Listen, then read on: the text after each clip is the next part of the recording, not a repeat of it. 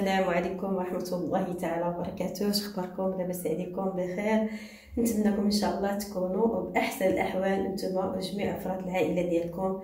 اليوم نهار جديد مع وصفه جديده غادي نوجد معكم ان شاء الله واحد لاكلاص عائلي. هذا الوقت ديالو بمكونات اقتصاديه وموجوده في كل بيت، علاش لا؟ نبرعوا به وليداتنا والعائلات ديالنا والضيوف ديالنا ديال الغفله، علاش لا ننزلهم شي حاجه منعشه في هذا الصيف هذا. قبل ما ندوز ان شاء الله المقادير ديال الوصفه، كنشكركم بزاف بزاف بزاف على التعاليق ديالكم الزوينه اللي كتخليو في حقي. الله يجازيكم بخير، الله يجعلها في ميزان حسناتكم. نعيا نشكركم، ما غاديش نوفيكم حقكم، الله يجازيكم بخير. ندوزو ان شاء الله المقادير ديالنا ديال هاد لاكلاص هذا عائلي واقتصادي. اول حاجه عندي هنايا 15 مربع هذا ديال البسكوي، وعندي نص لتر ديال الحليب يكون بارد، نص لتر ديال الحليب، هذه طبقه اولى. وعندي لاموس ديال الفريز، اللي ما عندوش طراب كهربائي يمكن له يستعمل غير خلاط. هذا الخلاط هو فاش غادي نخلطو ان شاء الله لاكلاص ديالنا. اول حاجه كناخذوا الخلاط ديالنا وغادي نوضعوا فيه هاد القطع ديال البسكويت. بسم الله. وغادي نضيفوا لهم هاد نص لتر ديال الحليب يكون بارد من الاحسن. ودابا البنات غادي نبدا نطحن هاد الحليب مع البسكويت، وغادي نضيف عليهم اللاموس ديال الفراوله. غادي نخلط وغادي نتلاقى معكم من بعد.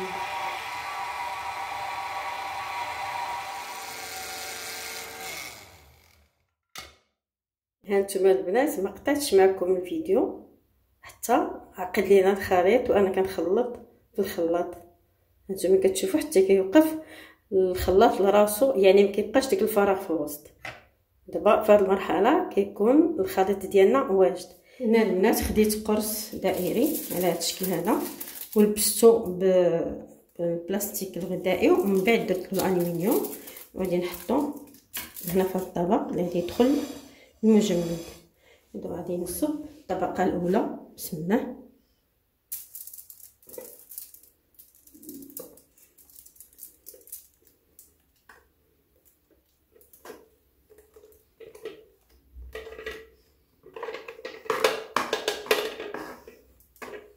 كيجي البنات واحد لاكلاص كيجي غزال، كيجي منعش، كيجي من داك الشرفع.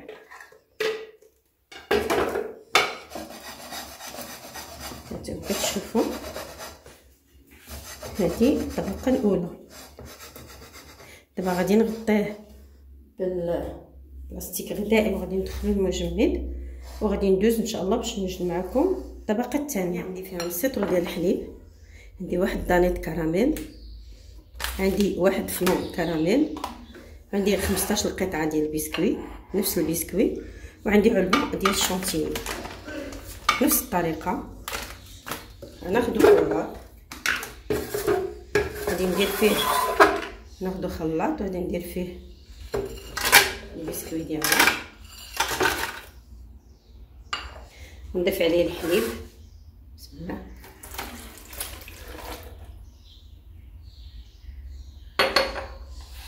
نضيف له واحد فلون كراميل،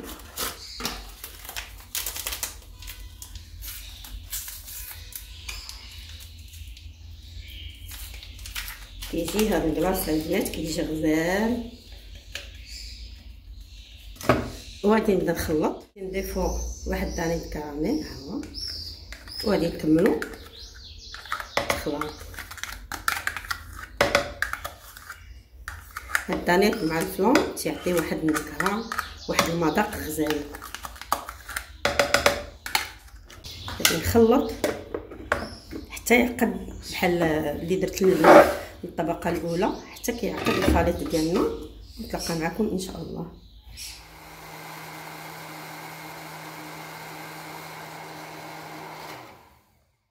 ودابا البنات انا خرجت الطبقه الاولى ديالنا، هي كتكون بردات مزيان جمدات. دابا غادي نصب عليها الطبقه الثانيه. بسم الله. كيجي زوين وكيجي غزال.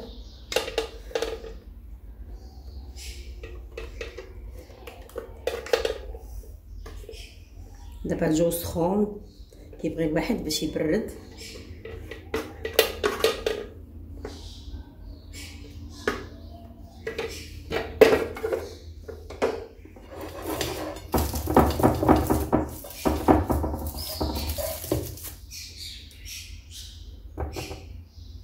نتوما كيجي عاقد.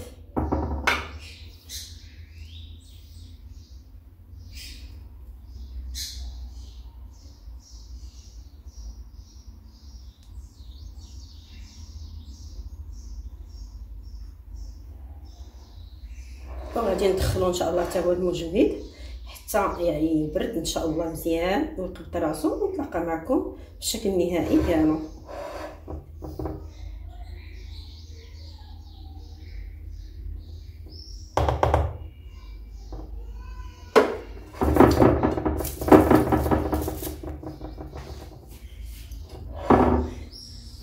ها نتوما البنات الايس كريم ديالنا من بعد ما برد هو هذا.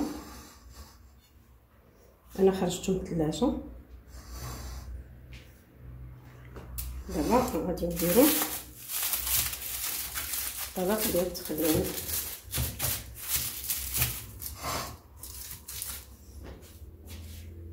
نحاولوا ندورو فيه السكين على هذا الشكل هذا.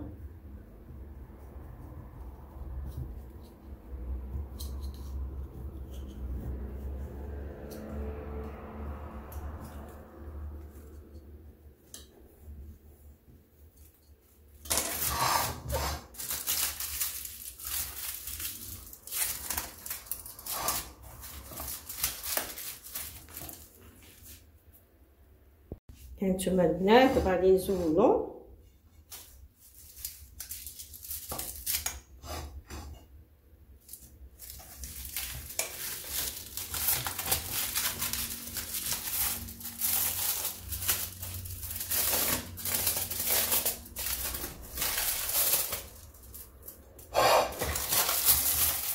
ها هو هذا البنات. انا غادي نزولو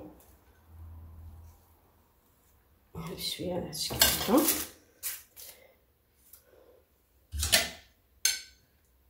نزيدو شويه الوسط. تشوفوا كيفاش كيجي جوج ديال الطبقات. هانتوما كيجيو باينين. غادي نحاول نزينو بشويه ديال اللوز والكركاع من الجناب على هذا الشكل هذا. زينوه باش ما بغيتيو نتوما، واحد يزين بداكشي اللي موجود.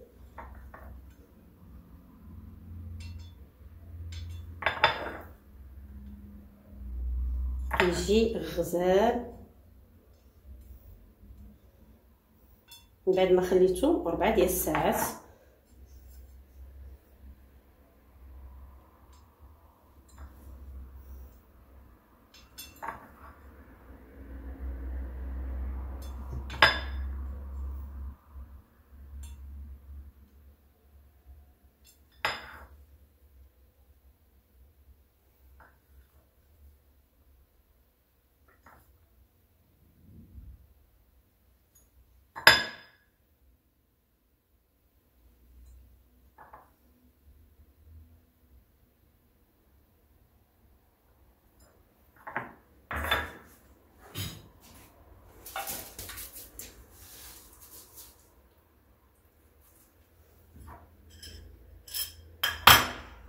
ودابا غادي نحاول نزينو بالكراميل. بسم الله. يعني نحاول نزينو على هذا الشكل هذا بالكراميل، كيعطيه جماليه.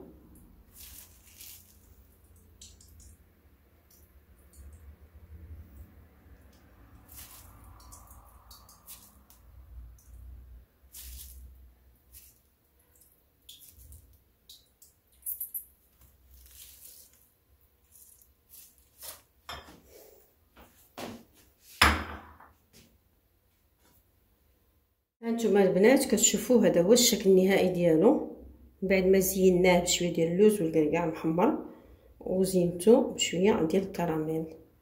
كيجي غزال، كيجي رائع. هانتوما كتشوفوا كيجي طبقات باينين ومتساويين نفس الحجم. غادي نقطع معكم الطريف وتشوفوا. بسم الله.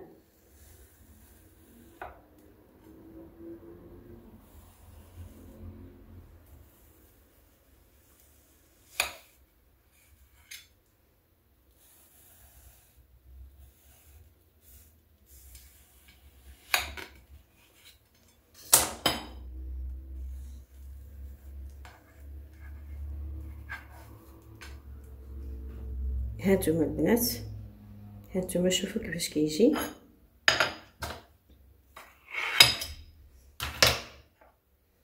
هانتوما كيفاش كيجي الايس كريم ديالنا، كيجي على هذا الشكل هذا. اما المذاق ما نقولكمش البنات عليه كيفاش داير، كيجي المذاق ديالو رائع. نتمنى ان شاء الله الوصفه تعجبكم وتروقكم وتنال الرضا ديالكم. مع السلامه، الى فيديو قادم بحول الله.